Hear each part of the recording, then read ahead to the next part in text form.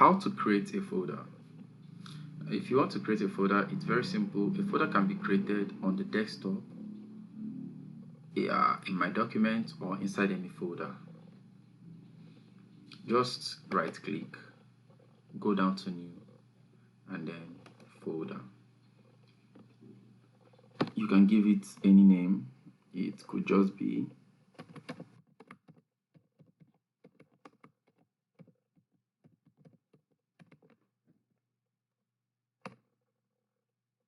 very simple. So this is your folder. You can click, hold, and drag it to wherever you want, and that's it. But before I proceed, I want you to know that you can arrange your desktop icons. I should have told you this on the previous video. The way I love arranging my desktop icons. Like this thing to me now is scattered. I just immediately I created the second video. I noticed that I'm in second folder. Later something here isn't right.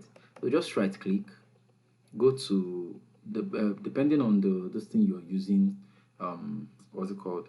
Depending on the Windows you're using, but almost the same. I think from Windows 7 up, they are the same. I sort items by, I like sorting it by type so that folders will be closer to each other. Sort items by type. You can see that all the folders are aligned, and then look at the files here. They are all together, and then look at the desktop icon, the shortcuts. They are here. So it is properly arranged. Then the next thing, you can also open a folder and create a folder inside it. If you want to create a folder inside a folder, depending on the Windows you're using, you can click on, if it is here, you wouldn't see anything like this. If it is here, you wouldn't see it here. But if you have something like home here, just click on new folder. If you click on new folder, you can just type the name. Yeah, there's a special character there. There are things you can't use like slash and the rest of them. There are special characters that you can use while naming your folder or files. So you can create it from here if it is inside a folder or document or anywhere in Windows Explorer. Then if you want to rename this thing, you can either right click and then go to rename, or you just click on it and press F2, depending on the system. Not every system accepts that. You then type the name new way, then enter. That's the new folder. I can press enter there to open it. You can double click to open it. If you want to open a folder, you just right click, then open. You've opened the folder, or you click on it, press enter, it will open, or you double click on it. Please, when you're double clicking, sometimes when you double click here, in some systems it will give you, it will take you to rename, like it will edit this thing, it will edit this name, but then you have to place it here. If that thing happens, just place it here and then it will open. That's that. Then for creating a file, I believe you, from what I explained before, I believe you must have had a clue on what it takes to create a file. You really do not need to learn much in creating a file. You can open CorelDRAW. If you want to create a file, you can open CorelDRAW, type something or design something there, and then it's a file.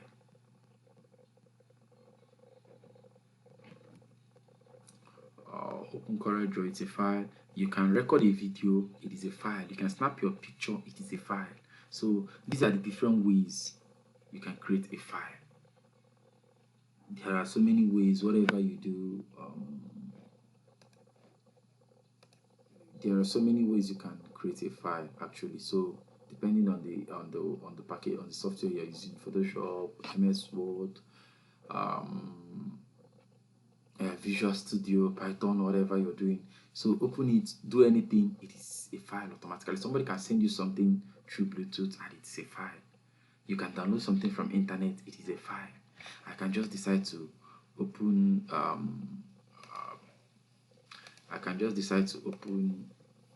Google and download something. Let me just say flowers download a flower, and then it is a file. Yeah, let's find a file. I can just say save image as whatever I want, and then save it in my system. It is a file. After downloading, I go to my downloads to look for it. Here, my shortcuts. Then look at the file I just downloaded. I can just copy it. I don't want to open it from here. I can just copy it, or maybe I just click on it, I just click on it, press Ctrl C, that's the copy, and then open the folder where I want to paste it by double clicking, and then I press Ctrl V, that's paste, or I can as well right click,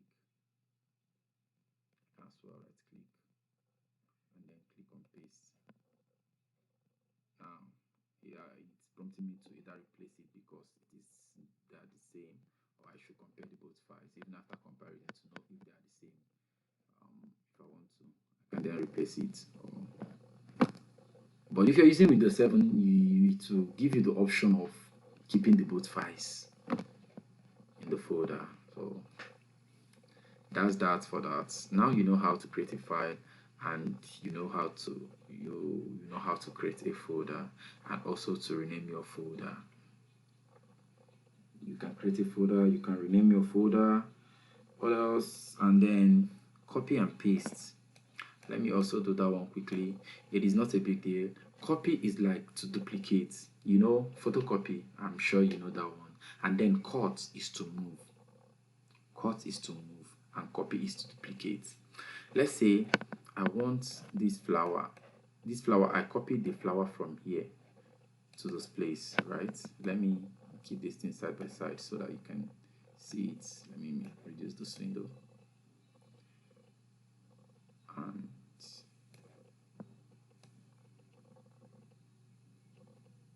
this.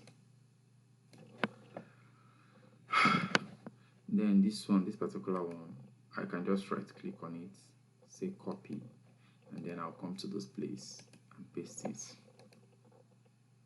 It is still here, and it is here, the same size, everything. But then, what of this particular one? I don't want it to be here again. Or I'll just right click, cut. Instead of copy, I'll say cut, come to this place and paste it.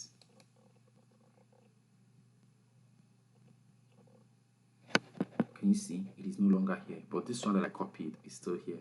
So don't cut a file that you cannot paste, except even if you cut it and you don't paste it, it will remain on its original folder. But once you cut and paste, it has disappeared. That's that. Then the next thing is delete. Let's say I want to delete something. There are settings you need to consider too. If I want to delete something, if I right click on this, and then go to delete, it will just leave. Normally, it should prompt you to ask, like, there should be a pop-up message, are you sure you want to delete this? But it deleted straight. So this takes us to another thing, recycle bin. If you open recycle bin, everything you deleted are inside that place. This is just like a waste bin in your house. If you trash something, it is in that waste bin until you dispose it. So if I want to empty this recycle bin, I can just click here, empty recycle bin, and everything here would wipe off.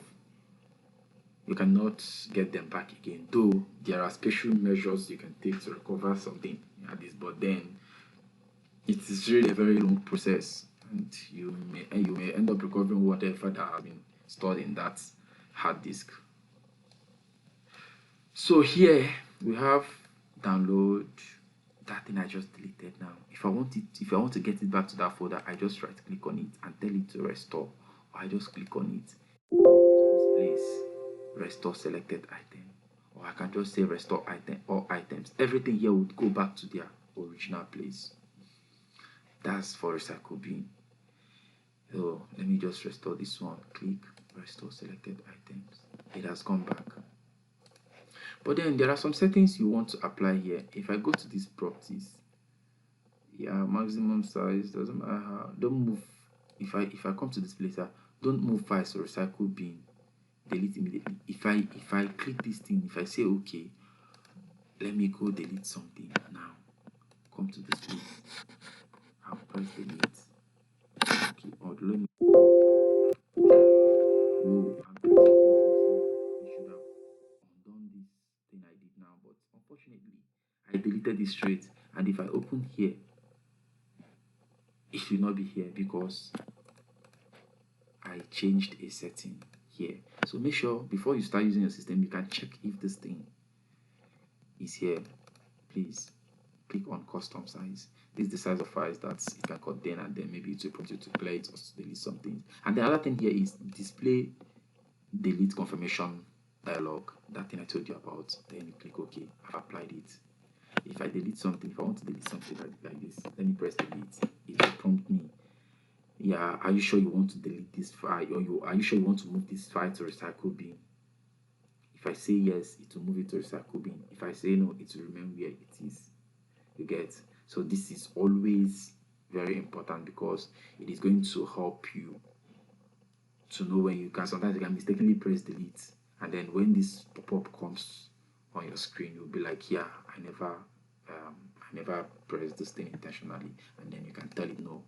And sometimes you have so many deleted items in your recycle bin, and at the end of the day, it may take you a whole day trying to figure out one particular thing you deleted. That's that for that. And then another thing is that if you have plenty files somewhere, you can actually make it bigger. You can actually make it bigger. I think this class is already long.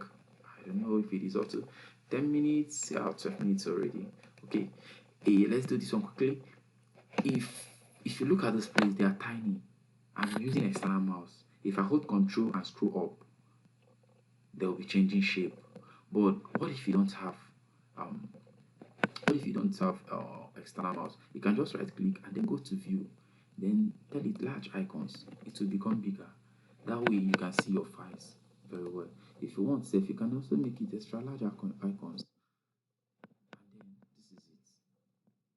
You can see your files very well. You reduce it too. Icons. You can also make it medium. Look at it. If you want it to be list, you can just say the way it is. You can just say also small icons.